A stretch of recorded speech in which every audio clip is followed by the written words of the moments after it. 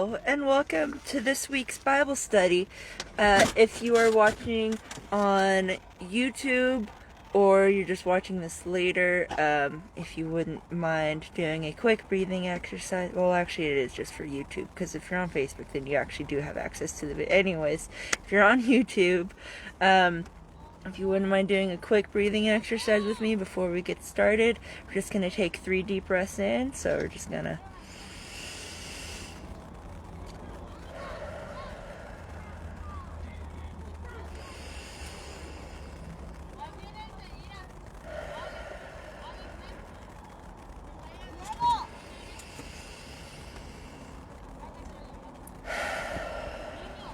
Alright, and since you are on YouTube, if you wouldn't mind, it would be cool if you could pause the video and actually look at the description where you're going to see a link for a quiet worship song, and if you want to listen to that, you want to pause the video and listen to that, and then keep deep breathing, get into like a meditative listening space.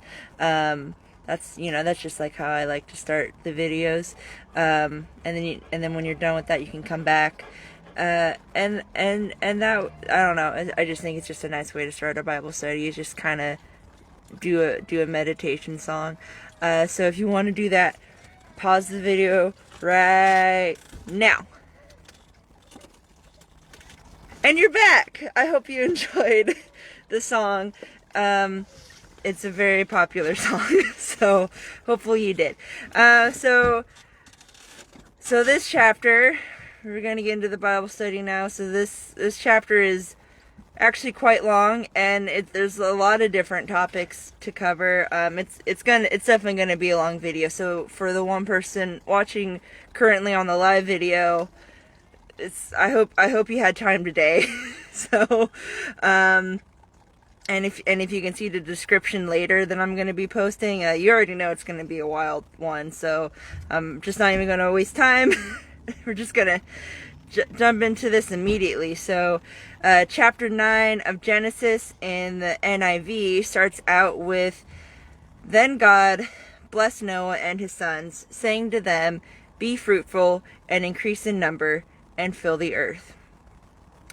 So basically, God is starting over with Noah. So he gave him the same command as Adam and Eve, be fruitful and multiply. Now, of course, it can be taken in the traditional, have as many kids as possible kind of way. But I personally find it interesting that God uses the word fruitful instead of the more direct, have sex with your spouse, I don't know what the exact Hebrew translation is, but I'm just riffing. I personally connect that back to the verse about the fruits of the Spirit. I think for this time period specifically, God did want Noah's family to simply just repopulate the earth. But I think God also cares more about the loyalties of one's soul. It's not just about quantity, but quality also. Imagine, if you will, a huge megachurch with thousands of congregants, every Sunday, and hundreds of participants throughout the week in the small groups, but there's a spiritual emptiness. There's corruption and adultery and money not going where it should. Priorities are not in alignment with God. Rape even. It's the usual story, and it's sad that it's usual, but nothing about it gives you a sense of God's presence. Now imagine a small church, maybe 10 to 20 people. It could even be a home church. But these people, they know God. They love God. They are letting God guide and change their lives in a meaningful way. And more importantly, they are sharing the gospel, the real truth of the gospel with everyone they come, coworkers, friends, family, everyone they get a chance to. Mainly through their actions, not words, by helping others as Jesus did. And if they get a chance to, they'll give the actual spiel to them too. Now, thinking of those two churches, which church do you think God would consider to be more fruitful? I feel like the answer is kind of obvious there, So God doesn't care as much about the numbers as he does about the hearts of those numbers. The numbers will come naturally, they're designed to. We want to have kids. We want a family. We want to be a part of a community or an organization, like a church. That's the easy part, like we humans are designed to seek that out. But do we, as individuals, do we realize how much we need God in our lives? Do we try to make him a part of our lives? If simply having kids was the only thing God cared about, there'd be no infertile people, no asexual people, probably even no gay people. Paul would never say that it's better to be single. Certainly, having kids is part of it, it's one way of doing it, but there's other ways too. Jesus, he didn't have any biological kids, at least if you're not a conspiracy theorist. But he's considered to be like the most fruitful person, partially because he was God, but he, as God, he adopted billions of children, and he befriended many more, the people that are like close to Christian, but not, they're Christian adjacent. To be fruitful and multiply, I think, is more about spreading the love of God and having that love in your own heart. It's more than just simple, like just having as many people as possible. I think, and I think that's kind of why God phrased it that way. You can kind of take it in different ways. Like for that specific context, it was for that. But later, when it doesn't matter as much, you can take it a different way. And it is, you definitely should be keeping the human population numbers up. We are, after all, the tinder of God's flame. But on a planet with finite resources, we're going to plateau at some point. So what's really important, because if that is the case, then I don't think God would really care that much about it. So, the most important thing, it's God, God in you and God in others, sharing God with as many people as possible, be fruitful, possess the fruits of the Spirit and multiply, help spread the Spirit to those who don't have it. And maybe that's having kids, to build up in the context of God. Maybe that's adopting other kids and helping them to convert. Or maybe it's just reaching out to your friends, family, or coworkers, In all senses, God's first and arguably most important command, if you tie it to the Great Commission, it's to be fruitful and multiply. So that's just my hot take on it. Next verse. So the fear and dread of you will fall on all the beasts of the earth, and on all the birds in the sky, on every creature that moves along the ground, and on all the fish in the sea. They are given into your hands. Everything that lives and moves about will be food for you. Just as I gave you the green plants, now I give you everything. So God is giving people permission to eat meat here. Maybe pre-flood everyone was actually vegetarian, or maybe the flood just made the ground less ideal for agriculture, and maybe they just didn't eat meat as much before, but now they have to rely on it a lot more now. Maybe Noah wasn't sure he should eat meat with the animal populations as low as they are. It's a little bit hard to say, but theologians seem to lean towards everyone was a vegetarian before the flood, or at least they were supposed to be, considering what happened. There's a nice little Q&A article by, it looks like a Messianic rabbi in the Press Republican that I'm going to be linking in the sources. It goes into the moral ambiguities of eating meat. I won't go into it too much, but it does make a good point about how a vegan diet is in fact like a highly moral diet. While eating meat is kind of more medium, but like either way, it's not necessarily a sin. it's more about what level of spirituality, or like what type of spirituality you wish to participate in.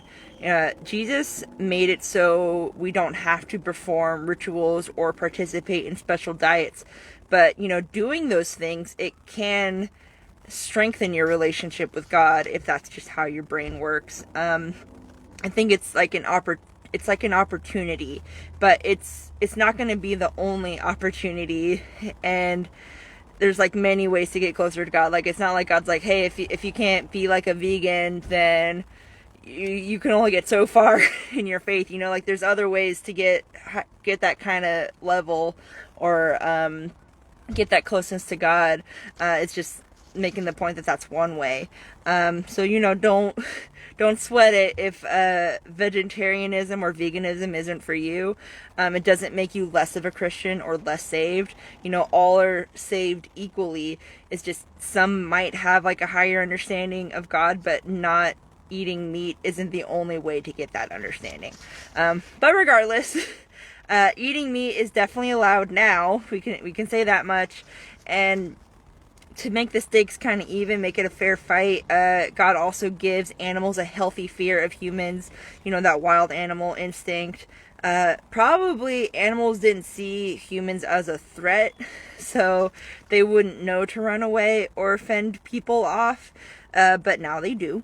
And I also think it's useful for domestication. Most, if not all, working animals, I'm kind of thinking just horses and dogs, but probably cows too. Cows are crazy. I feel like most working animals could easily like animal farm their masters and just kind of do their own thing after that. But like the fear keeps them from like trying anything fresh, so they just kind of go along with whatever the humans want. And it also helps that the humans like feed them regularly and protect them from other predators. But either way, I think it's nice of God to give animals these survival instincts. It just shows that he cares about all the creatures. And he loves animals too. Anyways, next verse. But you must not eat meat that has its lifeblood in it. Yes. Don't eat meat with blood in it. No bloody steaks. Blood is an important thing in the Bible. I think we all know this instinctually. It's the beginning and source of life. It's been used for the first Passover, it's like general covenant markers, and it's made useful in sacrifices, both from animals and Jesus. It symbolizes atonement, justice, redemption, and hard-won peace. It acts as a cleanser. It's holy, and it can even defeat Satan. If metaphorically, if you're thinking about the blood of Jesus, blood is just too important to be just casually eaten or drunk, depending on how you like to do that. It demands respect. Holy things are set aside exclusively for holy tasks in the Old Testament. Just in case you were wondering why that was a rule. So, next verse. And for all... No, that's not what it says. And for your lifeblood, I will surely demand an accounting. I will demand an accounting from every animal, and from each human being too. I will demand an accounting for the life of another human being. Whoever sheds human blood, by humans shall their blood be shed. For in the image of God has God made mankind. And I'm just going to make sure this is... Yeah, okay. So, God is seemingly promoting the death penalty for murderers here, even for animals. And he probably is, actually. Humans are the images of God, so messing with them is a pretty bad thing.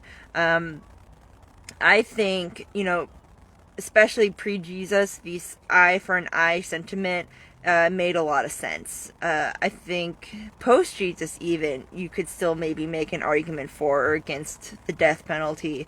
Personally, I don't really see how one could be in favor of the death penalty post Jesus. Jesus told us to be forgiving and have mercy. His sacrifice helped to forgive all future sins, both moral and ritual, including murderers. It was the sacrifice and punishment to end all sacrifice and punishment. Even in this verse, it seems to imply God will do the punishing, not the people. I will demand an accounting, not you must demand an accounting.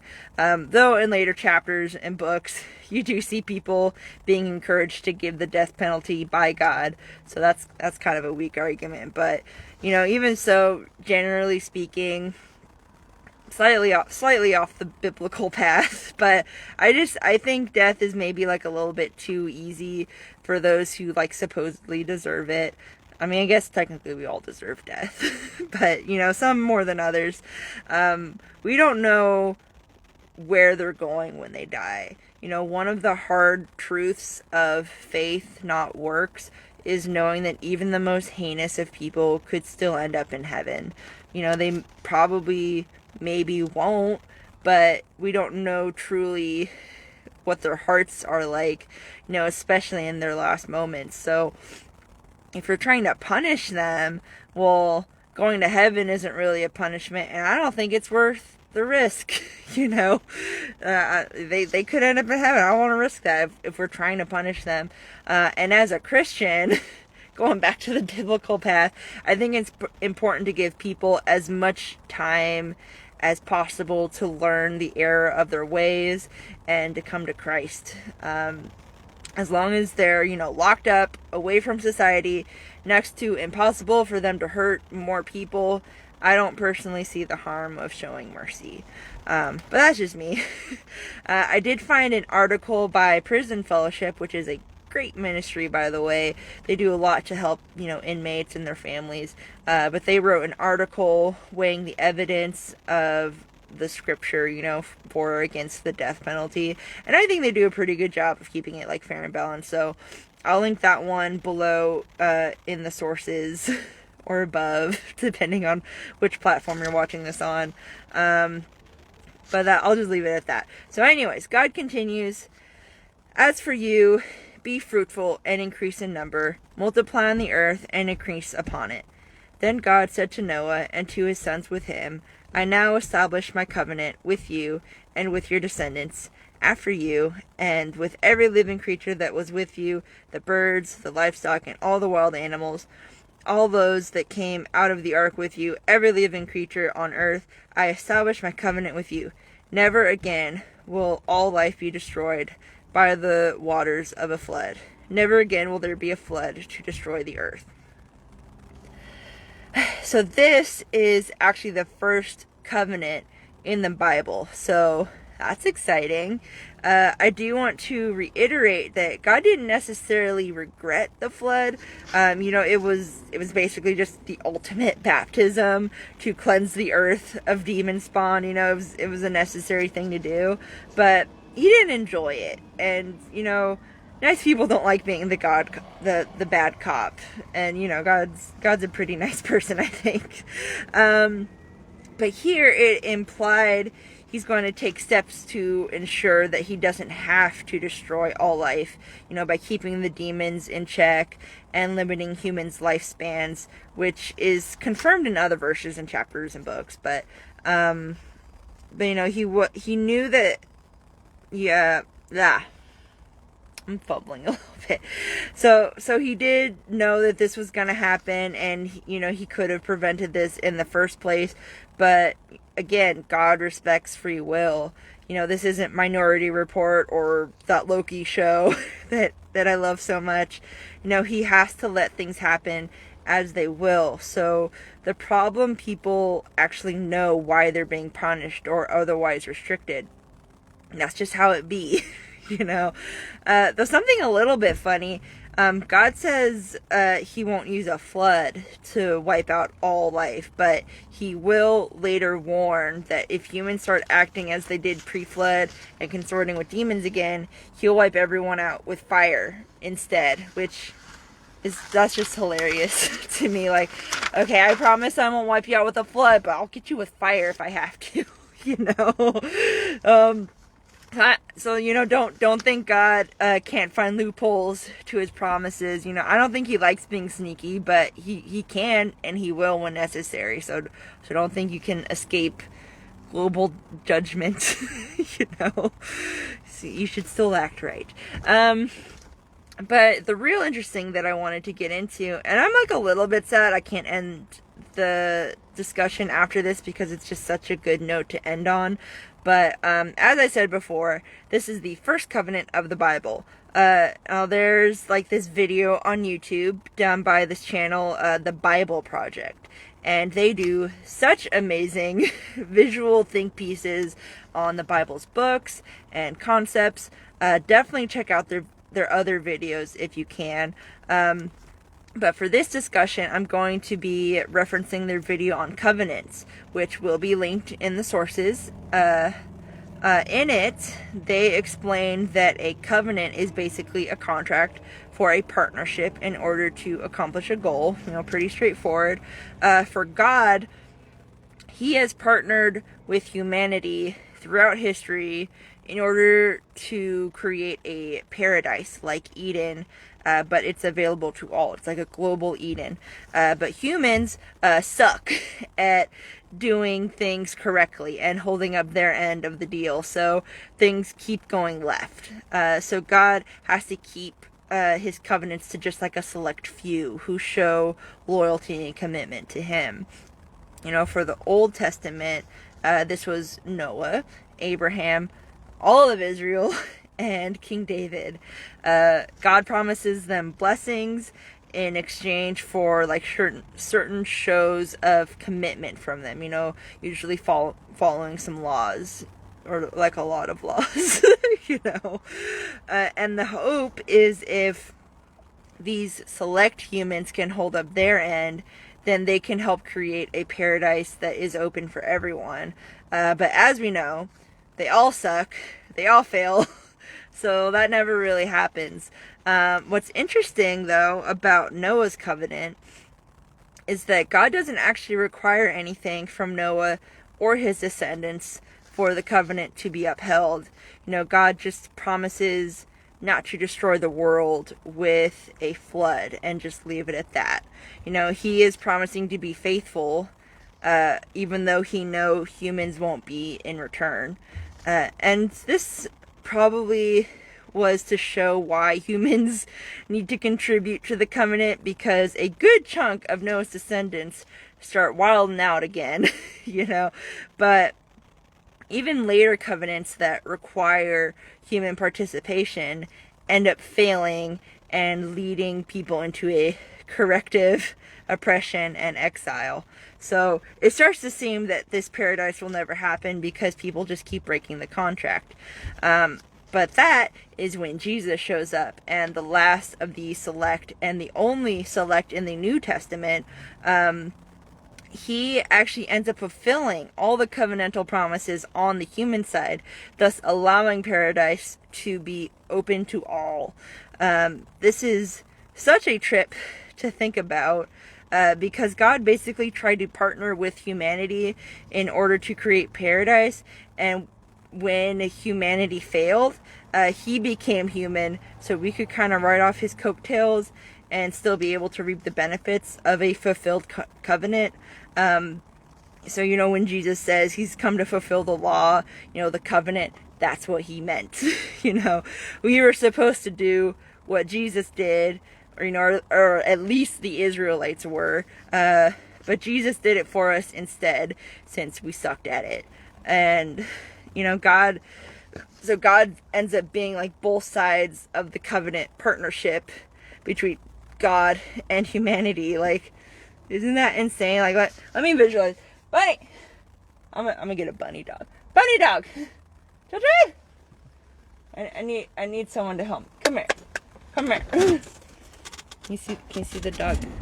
Yes. Give me a high five. High five. High five.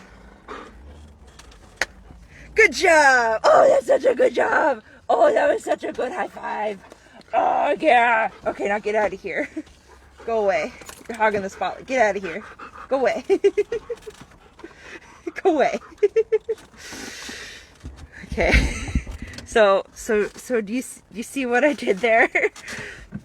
So my dog, my lovely dog Orbits, he doesn't know how to give high fives. I never taught him, and it's not really in his nature to do that. So when I saw that I wasn't gonna get a high five, I just high fived myself, and I counted it close enough, and I gave him pets anyways. So that's basically what God did for us. He did all the work and gave us the credit for it. We get the benefits even though we didn't do anything to earn it.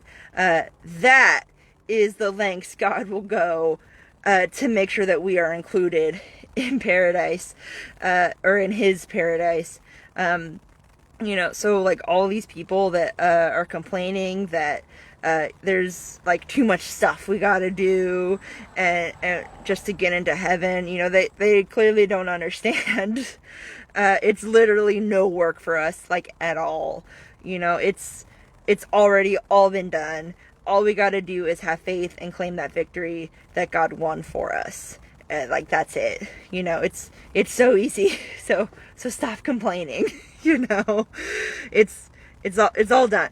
Just believe that it happened already, because it did, and that's it. but yeah, so that's covenants. Watch that Bible Project video that they did, because they probably explained it better, and it's less than 6 minutes, so no excuses. But anyways, moving on to the next verse. And God said, "This is the sign of the covenant I am making between me and you and every living creature with you, a covenant for all generations to come. I have set my rainbow in the clouds, and it will be the sign of the covenant between me and the earth. Whenever I bring clouds over the earth and the rainbow appears in the clouds, I will remember my covenant between me and you and all living creatures of every kind." So this makes me think every time there's clouds in the skies, God is debating destroying us again, but then He sees the rainbow and He's just like, "Oh, fine." Like, I picture that one video of the cat that's like flexing its claws over the owner's face, and then he just like cuddles him instead. Like, I want to destroy you, but I won't. Not today. I'm gonna link that one in the sources, so you know what I mean. But that's probably not really what God meant. It's more of like a memorial to, like, symbolically honor that covenant. I just want to share that funny visualization with you. Anyways, next verse. "Never again will the waters become a flood to destroy all life. Whenever the rainbow appears in the clouds, I will see it and remember the everlasting covenant between God and all living creatures of every kind on the earth." So God said to Noah, "This is the sign of the covenant I have established between me and all life on the earth." So I just want to take a quick note, quick compared to the other notes, probably, to recognize that the rainbow is a sign not just of God's faithfulness to humanity, but also of peace. It's a reminder to not resort to violence, not to destroy all living things. And I think it's not just a reminder for God, but a reminder for humans as well. A lot of Christians feel like gay people kind of stole the rainbow from God. It's like a religious appropriation or something. I would argue, first off, that the creator of the gay pride flag didn't have much of any thought for this passage when he was making the flag. It was actually partially inspired by the American flag, something that identifies what you are, as well as like just the natural rainbow. Like, he just saw a rainbow and was like, that's it. that's going to be our symbol, because it's something that is naturally occurring, very diverse, and beautiful, as LGBTQ people are. Each of the colors symbolize different things. The closest thing to like a religious meaning would be like violet for the soul, or like indigo for harmony. Religion, much less Christianity, had very little to do with the creation of the flag. It was mostly just inspired by nature, and I don't think nature can really be appropriated. But more so, if I were to find a religious connection, I would say that it's a flag that begs for mercy. As I said, the rainbow is a reminder not to commit genocidal murder against all living things, and all living things include the LGBT plus community. There might not be as much danger for the gay plus people in America. Violence, even murder, it still happens on an individual level, but there's not as much like a government or like private institution seeking to destroy all gay plus people. At least not like physically murdering them. But there are other countries that kill gay and trans people, and there are institutions in America that, help fund those murders. The LGBT plus community isn't living as free, despite what right-wing media might tell you. God, he respects free will. He doesn't force people to do things that they don't want to do. And God's rainbow is a reminder not to destroy all life, even when God perceives it as evil. Now, I personally do not think God actually sees the LGBT plus community as evil alone. Certainly there's evil in it, as with all groups of people, but I don't think there's a theological problem with being gay or even trans by itself. We can get into that later, but even so, if God can stop himself from committing mass murder in his perfect judgment, so can you with your imperfect judgment. God sees evil, and it is actually evil because God said so. He knows what evil actually is, and he doesn't destroy it. You think that you see evil, and you shouldn't destroy it either. Follow God on this one. So as Christians, I think it's better to see the gay pride flag not as appropriation, but as a reminder to have mercy for all of God's creations, including the gay and trans ones. I also lied when I said that this would be a quick note. Moving on now, though. The next verse is, the sons of Noah who came out of the ark were Shem, Ham, and Japheth. Ham was the father of Canaan. By the way, this is referring to Canaan the person, not Canaan the nation. For those who didn't know, Canaan was founded by a guy named Canaan, and Ham was his father. Go figure. So these were the sons of Noah, and from them came the people who were scattered over the whole earth. Noah, a man of the soil, proceeded to plant a vineyard. When he drank some of its wine, he became drunk and lay uncovered inside his tent. So, fun fact, Noah's drunkenness is the first drunkenness recorded in biblical history. So, congrats to Noah. I don't think this is the first time someone got drunk, especially with all those smarty pants demon spawns running around before. But this is the first time we see it in the Bible.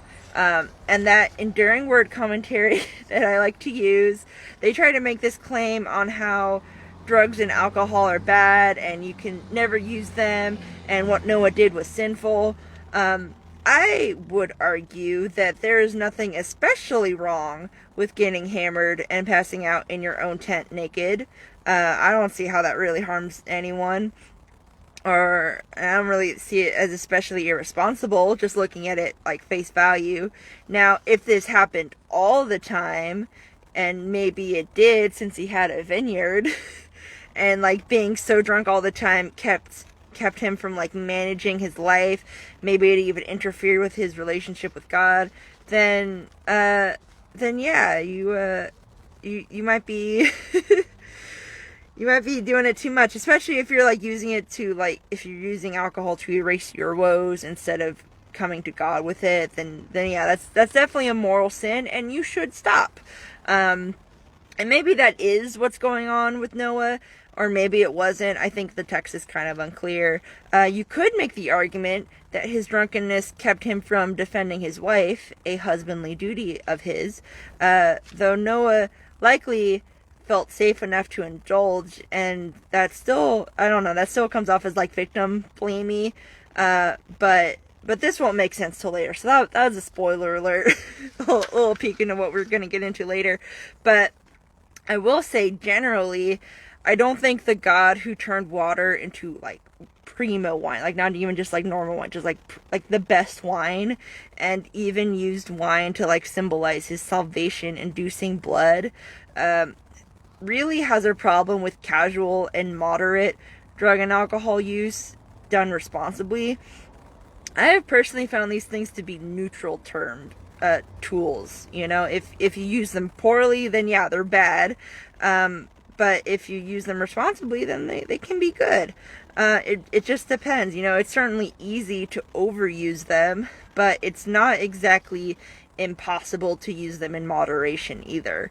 You know, these things, they can help us like manage stress, help us kind of relax a little bit. They can even give us like perspective and ideas that we wouldn't have had otherwise. So I don't really see anything too wrong with that. The problem is when you become too reliant on them. You know, like if drugs and alcohols are the only time you feel at ease or even spiritually connected or like inspired for something. If you feel like it's like the only way that you can function, like outside of a prescription, not talking about prescriptions. Like if recreationally you feel like it's the only way that you can function, if the thought of giving them up fills you with like dread and anxiety, it might be a problem. Like all things in life, nothing can take precedence over God. So if your reliance is on drugs and alcohol instead of God, if that's what your priority is, then yeah, you need to stop. And it's not always obvious if that's the case. You know, like many things, we often don't realize that we're not living faith-led lives until it's too late. So I just encourage everyone to always take stock of how you are running your life. You know, is your main focus, is your main hope, is like the main thing that you like depend on, is that God? You know, always be asking, as I say, as I always say. And, you know, and many Christians would argue that, you know, something that has the ability to endanger your life or spirit and control your mind just shouldn't be messed with ever. Like it's just not worth the risk. And I totally understand that. You know, I feel the same way about Ouija boards, actually. But I recognize Ouija boards as neutral things by themselves. Like, there have been scientific studies that show how your brain tricks you into thinking Ouija boards work, and it has nothing to do with demons or spiritual entities. It's all subconscious and physiological.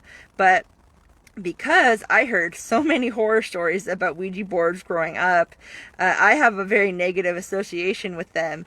And I'm a very strong believer that things, you know, specifically like demonically associated things, you know, only have power if you give them power. You know, by themselves, you know, like Mark of the Beast, the Pentagon, an upside down cross, and monster drinks, you know, whatever. They are all useless totems, you know, but they won't do anything to you spiritually unless you let them. Just as you can give God power in your life, so can you with demons. So even though I logically know Ouija boards are not solely powered by demonic energy, I personally do not fuck with them because I do not trust my anxious brain to not give a foothold to some evil entity.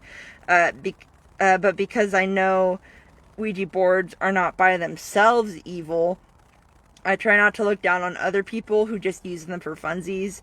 Even if they're Christians, I do question it, but I won't judge you too much if I'm not seeing anyone get possessed.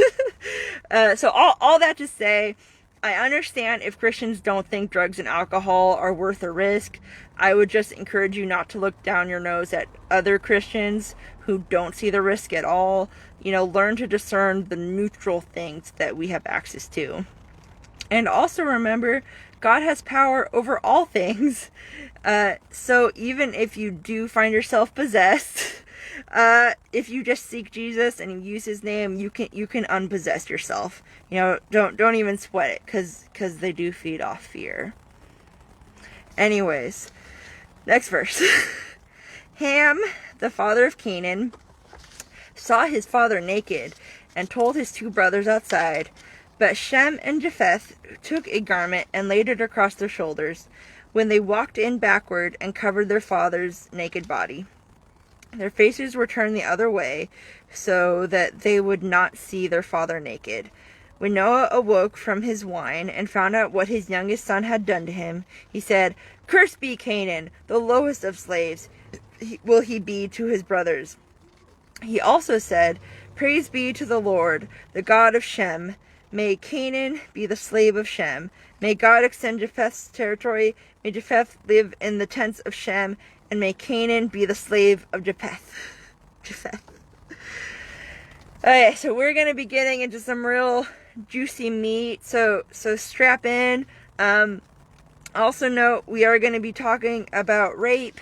So, sorry to the person watching live. Hopefully you can listen to rape right now, but for those not watching live, I'm going to be making a timestamp in the description or in the comments, depending on my technical prowess, for those who want to skip the rapey bits. But this is where we're headed right now. So, anyways, as I've previously clarified, Noah is not cursing the nation of Canaan, Ham's future descendants, but he's cursing Ham's individual son, Canaan. That might make less sense to you, since it seems that this story is about how Ham saw his dad drunk and naked in his tent, and then thought it was so hilarious that he went and blabbed to his brothers about it, probably laughing about how stupid their dad is. And then his brothers did the polite thing and covered him up without looking, and when Noah woke up and found out that Ham was mocking him, he cursed his descendants for being a rude twerp. That is certainly a common interpretation, and I think Christians who aren't as familiar with the context and history can easily gloss this over, because stuff like that just seems common in the Bible. To outsiders, it definitely seems like overkill to curse an entire nation into slavery just because your son made fun of you behind your back for being drunk and naked. But for Christians who have grown up hearing about God's wrath, they may think all even slightly mean things deserve whatever punishment they get. However, I would challenge both parties to listen carefully to what I'm about to explain, because rarely is overkill something that God actually does. I can't actually think of an example where that is. I can't think of a time when God did overkill. Most of the time it's very justified. And the more you learn about God and his people, the more things make sense and seem like a lot more reasonable. So like I said, Noah cursing Canaan because Ham was being rude is a common interpretation, and I'd firstly like to point out that Noah is doing the cursing, not God, though God allows for the curse to follow through, and we'll see why in a bit. But before I get into the other possible interpretations, I want to get the less common one out of the way. So this is the more rabbinic view, but it says that what actually happened was Ham castrated Noah in an attempt to usurp his authority as head of household. So Noah cursed Ham's supposed fourth son for denying him a fourth son. However, nothing in the text even implies Noah lamenting not being able to have more kids, or even castration for this matter, which is why it's not a very common view. So now let's hear about the other two more common views, and they're actually pretty similar minus like one detail. So the first one is that Ham actually raped Noah as a way to emasculate him. So now we got incest, homosexuality, and adultery. If you're thinking about Noah cheating on his wife with his son, which is gross. But that's the three big sexual crimes of the Old Testament, all in one story. So that's fun. So the verse that says Noah found out what his youngest son did to him does imply like a physical action beyond seeing and mocking, and on top of that, seeing someone naked as well as like uncovering someone is a common euphemism in the Old Testament, meaning to have sex with. Especially like in the first few books of the Old Testament, you see that kind of euphemism made a lot. So raping your dad when he is drunk is pretty good grounds for cursing them into enslavement. But Noah curses Ham's son, Canaan, instead. And you gotta wonder, what does Canaan have to do with this?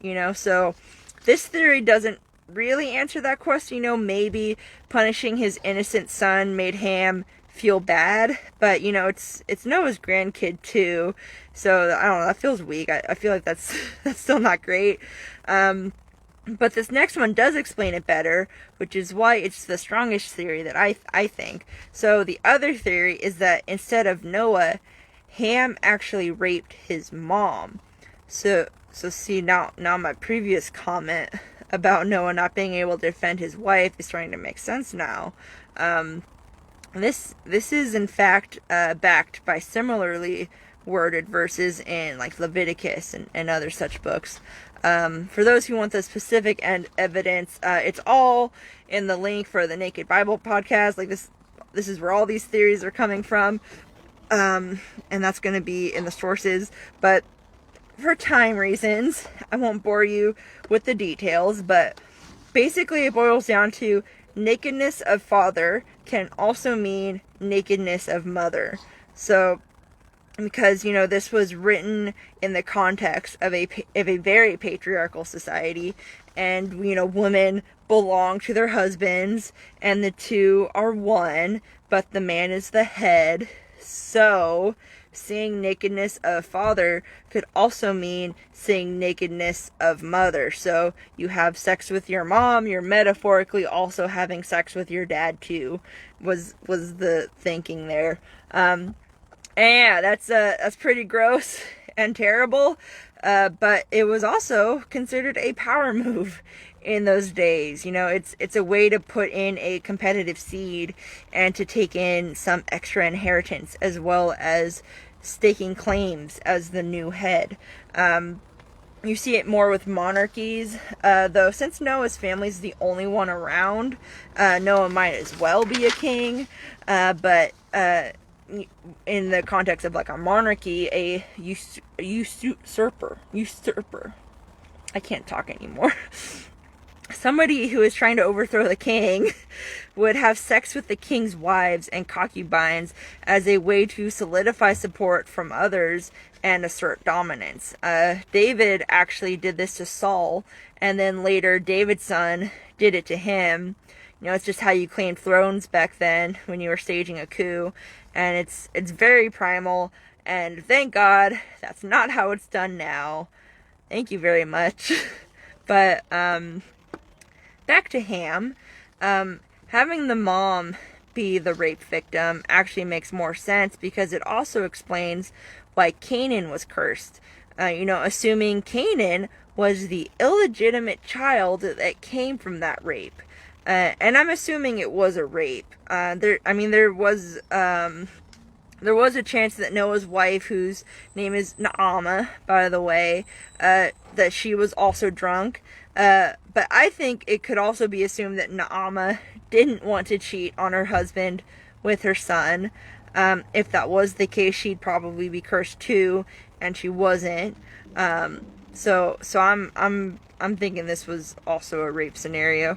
But anyways, there's a good likelihood that Canaan was Ham and Naamah's rape baby, and Ham planned on using Canaan to get extra inheritance, or maybe as proof that he should lead the family instead and just get all the inheritance. Noah figured out what was happening though, and instead disowned Canaan completely. Like I said before, maybe having your kid as a slave to your brothers was punishment enough, but more likely Noah was preventing Ham from using Canaan as any kind of claim for gains, so anyways, hello to all the people who use the timestamp. I hope you're okay. Just so you don't feel like you missed anything important, feel free to skip ahead 20 seconds if you don't. But the basic PG version of the theory we landed on was that Canaan was the illegitimate child of Ham and his mother, and that is why Noah cursed Canaan to prevent him from getting any kind of inheritance on behalf of Ham, or any kind of claim of the household. So some may argue that the chronology for Canaan doesn't fit well enough for this work, but as stated previously, Hebrew writers cared little for chronology and likely compressed the story in the name of focusing only on the important bits. You also may be wondering why God allowed this innocent kid to get the short end of the stick, because his dad was a nasty, literal mofo, but I think that this is just another example of God respecting free will. Noah chose to discipline his horrible son as he saw fit. If Canaan chose not to let this get to him, it didn't let him get, this is a tongue twister. If Canaan chose not to let this get him too down, as many Christians with bad luck have to, God might have given Canaan mercy, at least a little bit, but being a slave to his family seems to have instead jaded his heart against God, and he ended up founding one of the most heathen nations in all of biblical history. So, on that note, there's also a good chunk of racist people, more so during the slave trade times, but of course even now, that say Canaan was the father of African nations, and they often use that as justification for enslaving black people, or just to say oh yeah, people who are black are inferior because they're related to Canaan. This is incredibly ignorant and stupid, since Canaan was very clearly Middle Eastern, like the rest of Noah's descendants. And if you want to learn exactly how dumb you sound thinking that, there's more evidence of it in the Naked Bible podcast link in the sources. They do have a transcript linked for those who don't want to listen. They're more visual, which is very handy. But I think that's enough information for one day, so I won't get into that. But just so you know you're wrong. So let's read the last verse now.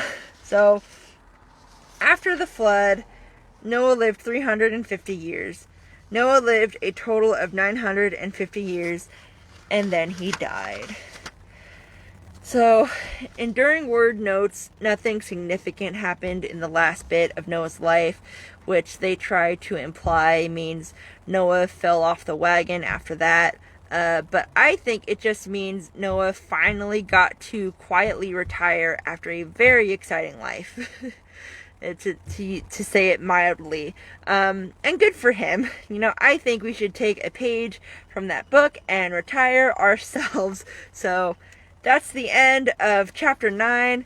It's a lot of crazy stuff, but I'm sure glad we got through it. If there's any questions or comments or prayer requests, because there is one person watching, I will make a time for them to do that. So now in the live comments, but also if you're watching this not live, feel free to do that also. And I'm just gonna play some music while we do that. I'm not entirely sure who is watching. I'm guessing it's my mother, but I'm not totally sure. But to whoever is watching, the current prayer requests that we have 2 women who have physical ailments as well as mental ailments. Then we have my dad, who has a rocky marriage, and my family up in Oregon, who I'm pretty sure they had the stomach flu. I'm pretty sure they're fine now, but if they didn't, let me know. And my mother, who I'm pretty sure is the one watching this, she needs to find a church and also maybe friends. So if that doesn't apply to you anymore, or you want to update any of that, or if it did apply to you and you want to update it, just let me know. Until then, we're going to be playing a song, and at the end of the song, I will be closing us out in prayer if there's nothing to add. So okay, we're gonna play a song now.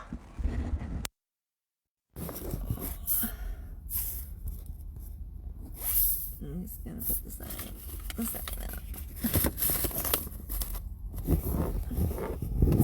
Oh, why is it playing? Play song. You have to play. There we go.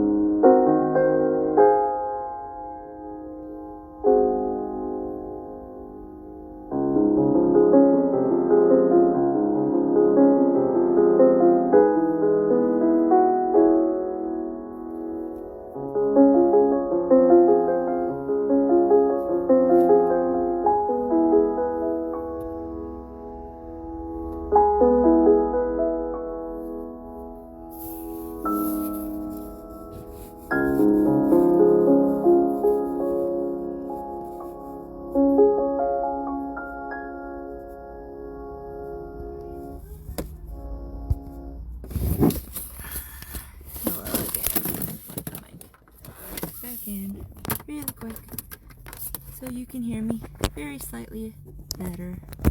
There we go. Okay, so the one person watching did not have anything to add, so I'm just going to be doing a prayer, doing the prayers,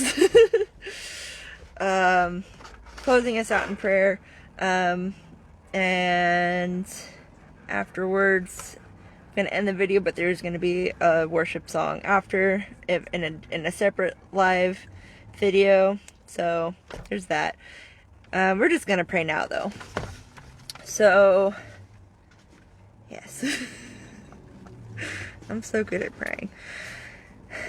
Dear God, thank you for bringing us all here in our various time zones. Thank you for bringing that one person that is watching. I'm pretty sure it's my mom, but I'm not 100% sure. But thank you for bringing them. They definitely helped me to feel seen, and I definitely appreciate that. I also thank them for sticking throughout that entire process, because that was a pretty rough one to be sitting through. So thank you, bless them. I'd also like to pray, as usual, for the two separate women who both have a lot of physical ailments and a lot of mental ailments. Just kind of help guide them through that process, keep their sights on you. Don't let them be discouraged. Help them to feel your love and care. And thank you for letting me meet such strong women in my life. I also pray for my dad, who is trying to figure out his whole marriage process. Send healing energy for the things that need to be healed. Help them to learn to fix what is broken. We often have a tendency to abandon hope when things get bad, or just have a hard time fixing things. So I just pray that you keep them from being discouraged as well. Keep their sights on you. Everything is more important. No, nothing is more important than you. So just keep them from forgetting that. I also pray for my family members. I pray that their health is well. And I pray that they don't get any bad health, and just help them with the church that they have to manage, and you know what they need. I also pray for my mother, who just recently moved, and she's trying to get settled in. Help her to discern the correct church that she should be going to, maybe even the correct school for her kids. Just help to open doors or leave a window unlocked, however you see fit. And just kind of help her to, make those connections that she needs to make, and just keep her from getting overwhelmed by these lonely feelings. Help her to remember that, she is never alone, especially with two children that are very young. I mean, maybe Ilya might abandon her soon, but she's still got Dacia, for at least a couple more years before she becomes a moody teenager. But even beyond that, she has you to always rely on, and you are the ultimate comfort. You're the ultimate friend. You are technically the only thing we need, even though you do want us to have other friends outside of you. You are the most important friend to us. So I just pray that we all remember that. And I guess I should probably pray for myself as well, because I have been the past couple months. I have been going through a lot of depression, a lot of grief, a lot of anger. It has been getting better, so I do thank you for that. And I do thank you for helping me to learn how to rely on you just a little bit more.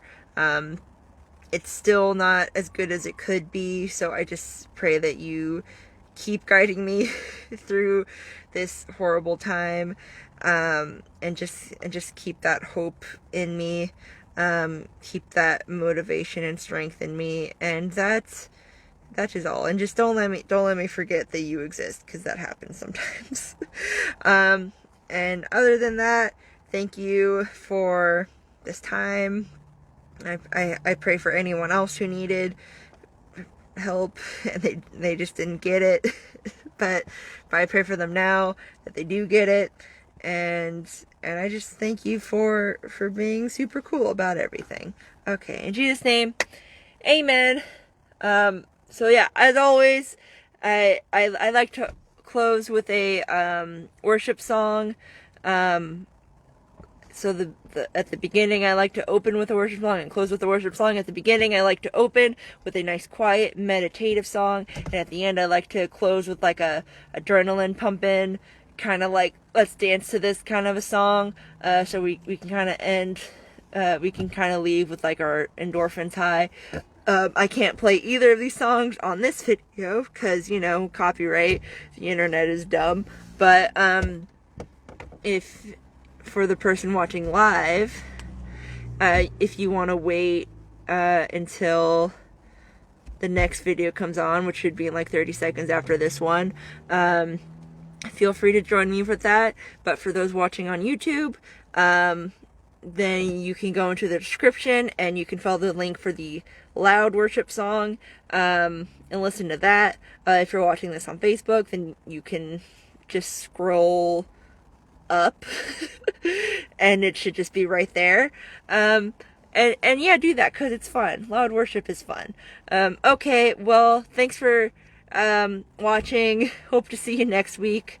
Goodbye forever until next week. Okay, bye.